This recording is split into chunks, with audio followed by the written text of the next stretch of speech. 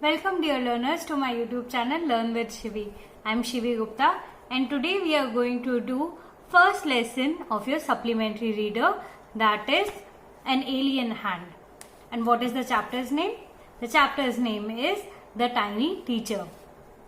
So before beginning the reading and explanation of this chapter, we must go revise our old rules. The first rule is sit with your book and a pencil ready with you so that you can mark all the difficult words. Second rule, use a dictionary whenever and wherever required. Third rule, watch the video over and over again till you get a clear understanding of the lesson. And the last one, please like, share and subscribe to my YouTube channel Learn with Shivi. So, let's get started. The Tiny Teacher. Name the smallest insect you have seen and the wisest. Is it the fly? No, it isn't. Is it the mosquito? No, not the mosquito. Then it must be the worm.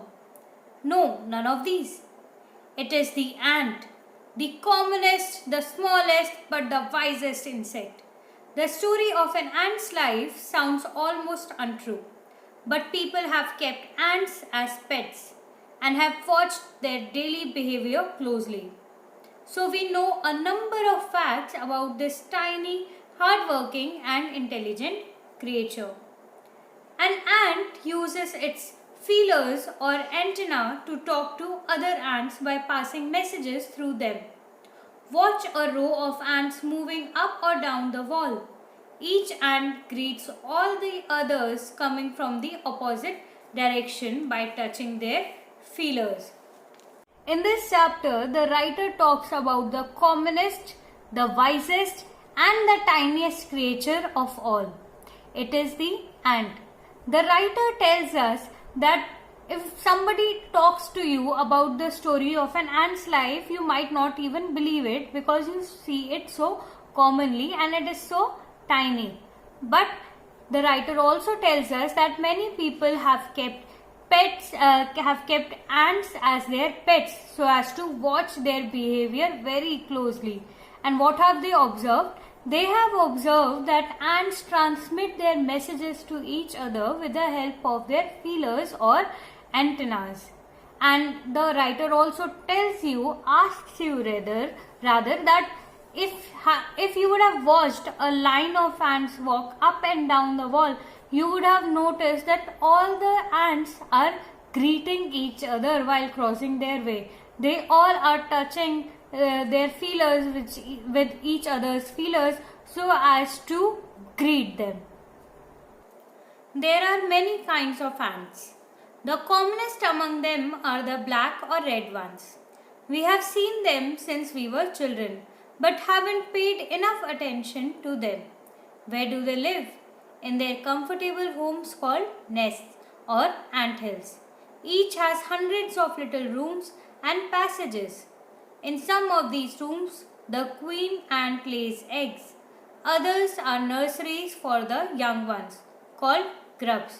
Workers have their reserved quarters. They spend most of their time searching for food. Some rooms serve as storehouse for this food. Soldiers have separate barracks. No worker has ever tried to live in a soldier's house. No soldier has ever gone out searching for food. No worker or soldier or cleaner has ever harmed a grub. So you see, an ant's life is very peaceful. Each does its share of work intelligently and bravely and never fights with other members of the group. So we are told that there are many kinds of ants, and the most common ones that we have seen since childhood are of black color or of red color.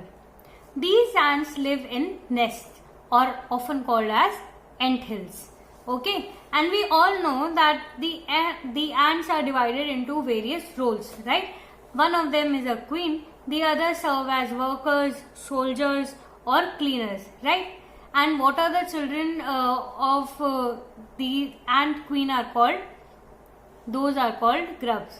The ant queen can lay eggs in any of the rooms in the anthill, right? There are many rooms of each person and she can lay her eggs over there, and these young ones, when they grow up, they take a further responsibilities, right? And so what happens is, the writer also informs us that no soldier or cleaner or say a worker crosses each other's boundaries. When they have some particular responsibilities, then they ensure that all of their intelligence, hard work and time goes into fulfilling their own particular responsibility. They are not at all nosy about each other's business. They just concentrate on performing their own duty. And while the young ones are growing up, they make sure that no harm is caused to them, and neither they themselves are going to harm the grubs. Is that clear? So let's see what happens next. The queen is the mother of the entire population of the colony. It lives for about 15 years. It has a pair of wings but bites them off after its wedding flight. This flight takes place on a hot summer day. The queen leaves the nest and goes out to meet a male ant or drone high up in the air. On its return to earth, it gets rid of its wings and then does nothing but lay eggs. Eggs hatch and grubs come out. Soldiers guard them. Workers feed and clean them, and also carry them about daily for airing, exercise and sunshine. 2 or 3 weeks later, grubs become cocoons and lie without food or activity for 3 weeks more. Then the cocoons break and perfect ants appear. Now it's time for teaching and training. New ants learn their duties from old ants as workers, soldiers, builders, cleaners, etc. After a few weeks training, the small ants are ready to go out into the big world of work. So the queen ant is respected and treated like a mother by all the ants in that colony. Okay, so what happens is that this queen ant has a pair of wings. So on a very hot summer day, she goes out into the open high above in the air and meets a male ant or a drone over there. And when she comes back, she cuts off those wings by eating them up and does nothing but lay eggs. Those eggs, when hatched, they give birth to little grubs, right? The grubs that we read about earlier. Now these grubs are looked after by the soldiers and other workers. They are provided with sunshine, care and air and everything else, right? And after some time, these grubs form a cocoon. Okay, and these cocoons break open after 3 to 4 weeks, right?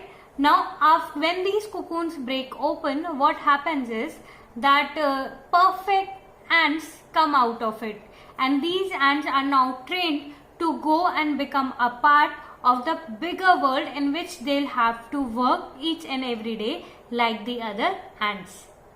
An anthill is a home not only for ants but also for some other creatures, beetles, lesser breeds of ants and the greenfly. Why do ants want these alien creatures to live in their nests? For several reasons. Some give off smell pleasant to the ants' senses, others give sweet juices, and some are just pets or playthings like cats and dogs to human beings.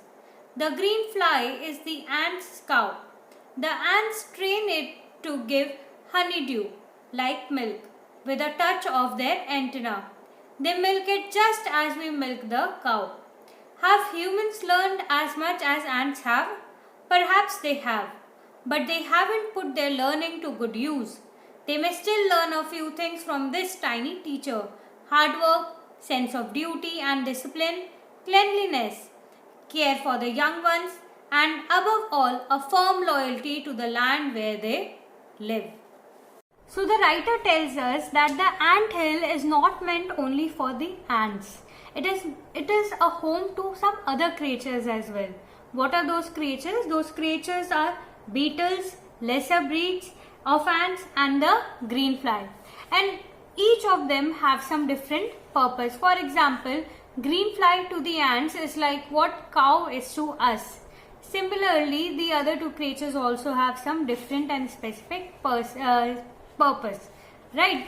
So now, after telling all of these things, what does the writer do? The writer says that the writer questions whether humans have actually become as responsible as the ants are. He says that the ants are very responsible, they are independent, they are hardworking, they are intelligent.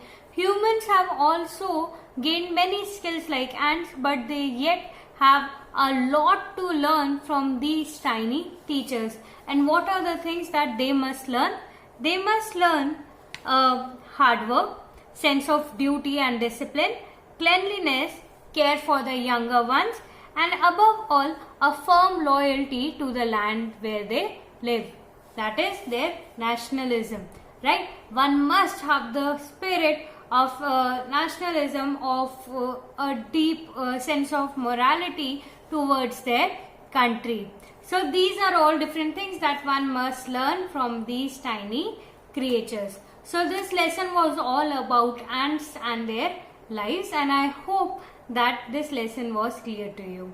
If you still have any doubts, please watch the video again or leave your doubts in the comment section below.